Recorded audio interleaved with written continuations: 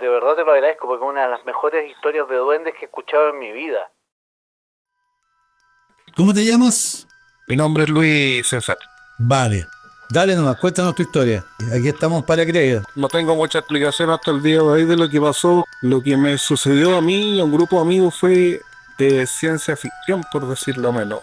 En el contexto que yo era estudiante de ingeniería entre el año 99 y 2001, no puedo calzar bien la fecha. Pero estábamos en un departamento en el que vivíamos 3 compañeros más. Un departamento en el edificio, el mítico edificio La Cañada ahí en Alameda con Velázquez. Y la cosa es que teníamos ahí un departamento de estudiantes donde en precarias condiciones, con un sillón, una mesa con sillas todas de distinto tipo, 3 dormitorios y una cocina con lo justo. Teníamos un sillón bien periciliento, con una frazada encima, porque estaba todo roto. Y esto queda en Alameda con Placilla, donde estaba antiguamente la tía Yolanda Fontana ahí en la esquina. Vale, ya. Me acuerdo de donde vivía la Yolanda Sultana. O la tía Yoli, pues sí, pues. Ya, y pasaban cosas, de repente tú mirabas y te salías ahí de la cocina y como que mirabas y te rebajo para el baño y veías siempre como sombras, pero la verdad es que bien incrédulo hasta ese momento, ¿eh? Estábamos nosotros ya, estudiábamos construcción nosotros. Yo soy ingeniero constructor.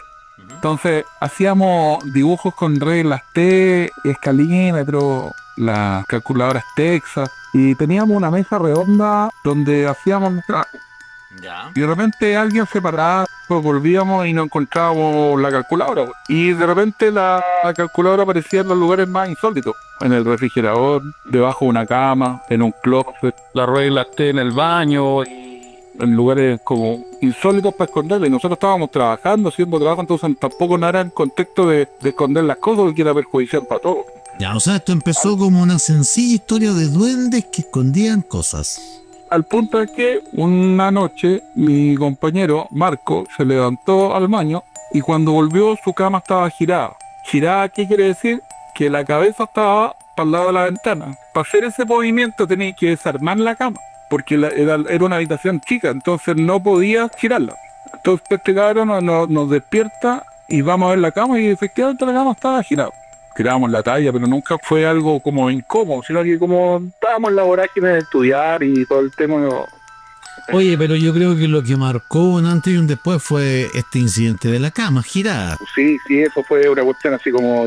Pero siempre Marcos pensó que nosotros habíamos sido quienes le habían buscándole la lógica. Y un día de la luz, nos fuimos a clase. Entonces nosotros nos quedamos en el departamento. ¿Ya?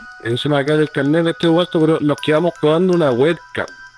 Recién salía al mercado jugando y metiéndonos en distintos lugares donde te puedes ver con otras personas y todo. En la habitación del fondo de este departamento. Como a las 11 de la mañana, y de repente un amigo va a la cocina a buscar agua y vuelve pálido, blanco, petrificado. Y empieza a tratar de hablar con la voz cortada y empieza a tratar de decir que ahí estaba. Lo único que decía, ahí está. Nosotros decimos, ¿qué es lo que está? La weá que nos wea, el bicho, el alf.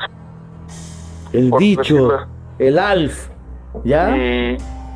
Y salimos agazapados por esto así, porque también nosotros ya éramos conscientes de que había algo en ese departamento que nosotros no sabíamos que era un recurrente de situaciones.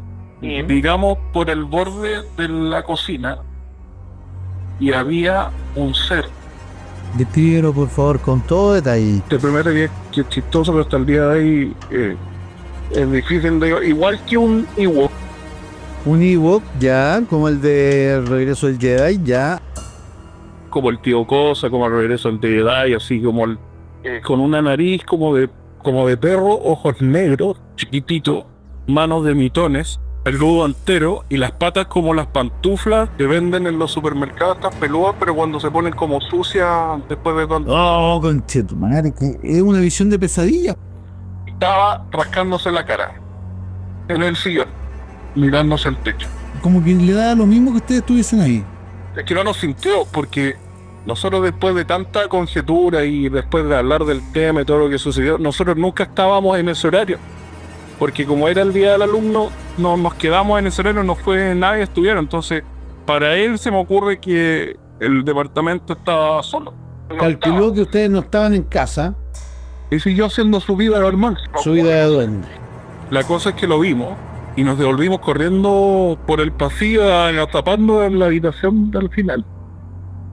Y entre la bulla que metimos, yo creo, chocando con las puertas del closet y adentro murmurando y todo, gritando de miedo sin saber qué íbamos a hacer y planificando qué íbamos a hacer. Con el ruido que hicimos, yo creo que nos escuchó, porque después abrimos la puerta, nos asomamos por el pasillo y nos estaba mirando al fondo. Se escondió y nosotros también. Y un amigo que era como bien gitano, por decirlo de alguna manera, dijo: casémoslo, weón, casémoslo, atrapémoslo. Pero ese weón estaba loco, weón. O sea, Nos aventuramos y fuimos con una frazada para agarrarlo, de verdad para agarrarlo. Y se mete a la cocina debajo del lavaplato. Y una sonajera, como que hubieran tirado un pelotazo a la joya. Abrimos la puerta entreabierta del lavaplato y se veía en un rincón una pelota como de pelo con un gato agazapado en una esquina. Pero era mucho más chico de lo que había sido anteriormente, porque anteriormente era como el tamaño de un niño de 7 años, una cosa así, un metro y medio, 1,20 m, y después está como agazapado como una pelotita de pelo. o sea, en el fondo podía achicarse a voluntad, weón. Claro. Había un cuchillo arriba y viene y lo pinta. Y la cuestión crece, como que se abalanza encima de nosotros y se mete al lavadero. Al fondo, al lado de una lavadora, vimos que se ubicó ahí. Como que redujo su tamaño para esconderse, pero después salió producto del pinchazo y se esconde en el lavadero. Y mi amigo se mete y empieza a ver un ruido ensordecedor, como ultrasonido, así como un acople de parlante. Y mi amigo cae y empieza a sangrar por la nariz. Cayó desmayado por el ruido. Un chirrido de acople de parlante es una cuestión horrible. Claro. Y no alcanzó a avanzar ni 30 centímetros, nada, que cae al suelo. Y nosotros también empezamos a sentir como los efectos de esta cuestión, que era como dolor de cabeza, tratar de sacar los ojos, como paralizante. Lo sacamos, vomitando este cabro. O sea, a él lo afectó más que ustedes, porque él estaba Sí, más porque era el cerca. primero que estaba más cerca. Lo sacamos, lo tiramos por el pasillo, y esta cuestión pasó delante de nosotros y se tiró de la ventana hacia afuera. Y después cayó del tercer piso donde vivíamos, cayó como a un alero que hay en el ingreso. Nosotros vivíamos en el 315, que estaba justo arriba de la mampara de la entrada del edificio. Este bicho sale por la ventana, cae a la mampara, cae al piso y sale corriendo rumbo hacia la esquina de una señora Viola. Sin unir una cosa con la otra, bueno, no lo sé tampoco, pero salió corriendo hacia la dirección de la tía Viola. Ahora te voy a hacer una pregunta muy delicada. ¿Tú crees que la presencia del duende ahí puede haber tenido relación con que estaba la consulta de Yolanda al lado? Es coincidente, no sé. Digamos que solamente coincidente. Y dejó un rato de sangre, como sangre negra, que al rato se evaporó. No había mancha, no había nada, nosotros lo vimos, dejó hasta en la ventana. Y dejó un rastro de sangre negra. Nosotros revisando todo porque quedó desordenado. Revisando el sillón, el sillón tenía como olor a perro mojado y habían unos pelos largos. Largos. Y la verdad que no sé si los quemamos o... No lo guardas. Espera, me estás diciendo que tuviste en tus manos evidencia de un ser interdimensional y no conservaste el pelo. O sea, claro, porque eso nos da acceso a un ADN de un ser inexistente. Claro. Pero bueno, no te culpo. O sea, yo también habría hecho lo mismo, yo creo, en tu situación. Bueno, ni siquiera lo pensaba en ese momento, nosotros quemábamos la cuestión, me acuerdo que lo grabamos con España. De más. Y lo quemábamos, si no me equivoco, lo tiramos por el chat de la basura. Aterrorizado. Lo que te digo fue terror lo que fue. Vuelven a escribir, por favor, para las pesadillas de la comunidad. Vuélvelo a Lo escribir. más similar a la mezcla Univo y el tío Cosa. Qué horror. A mí lo que más me llamó la atención eran las manos del Nitone. Un Nitone, un dedo y el otro redondo, así, peludo completo, color Ya. café. Y estas sandalias sucias. Más que sandalias, es como las patas de los perros, así como que era como el pie, se le veía que tenía una planta del pie, era piel. Puedes tratar de buscar alguna imagen que se asemeje, pero lo más parecido era como, aunque suena chistoso, como cosa antigua. Y pegarle como una nariz chiquitita como de perro, así, muy marcadita. Oh, qué horror. Y los ojos como dos aceitunas. Era todo pelo. Lo único, los ojos eran dos pelotitas negras y la nariz como una nariz de perro, así.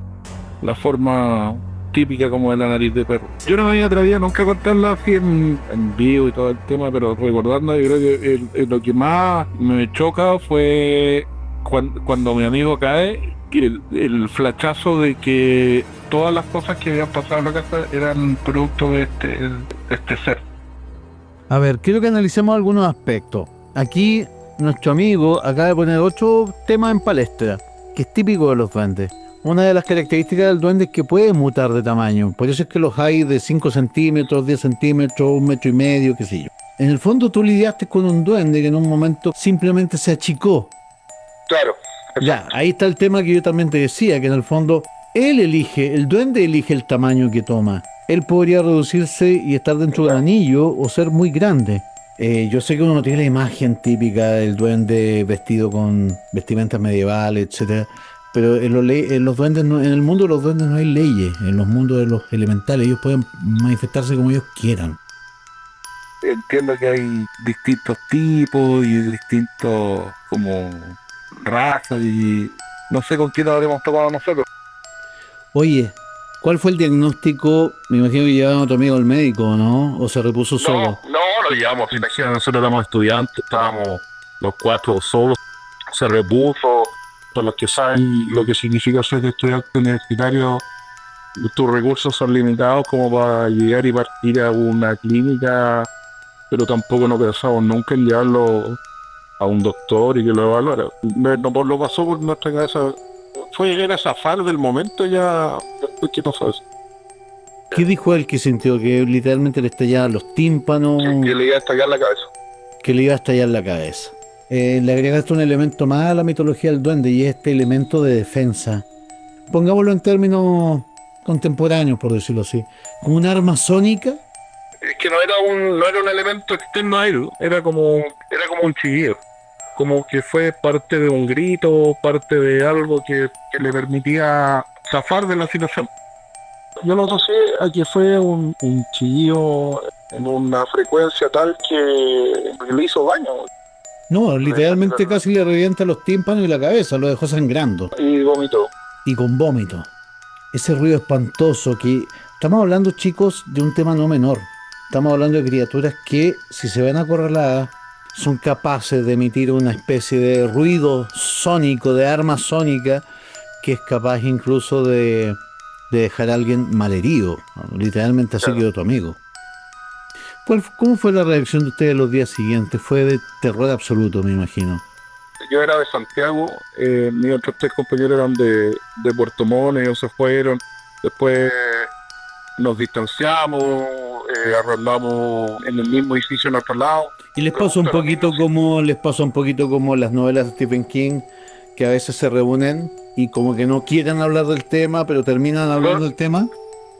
Yo no tengo contacto ahora con todos, pero con uno sí tengo contacto y siempre resulta ser tema recurrente. Claro, porque en el fondo es muy difícil que encontréis una persona que te escuche con respeto y que lo podáis compartir. Claro. Sí, el mío más que uno de comentar este tipo de cosas. Pero siempre que hemos tenido la oportunidad de juntarnos con alguno de los integrantes que estuvo en esa situación, lo hemos conversado, tratando de unirlo a la lógica de qué pasó. Increíble. Pero nos fue muy difícil continuar ahí. Después de eso no tuvimos otras experiencias después en el departamento. ¿Te cambió tu visión de lo paranormal, incluso de la posibilidad de una dimensión paralela, etcétera? Siempre me he quedado pegado e interesado en el tema, por eso yo creo que fue el motivo de mi llamado. Pero para nosotros fue como el culmine de que el terror era que habíamos vivido con eso permanentemente.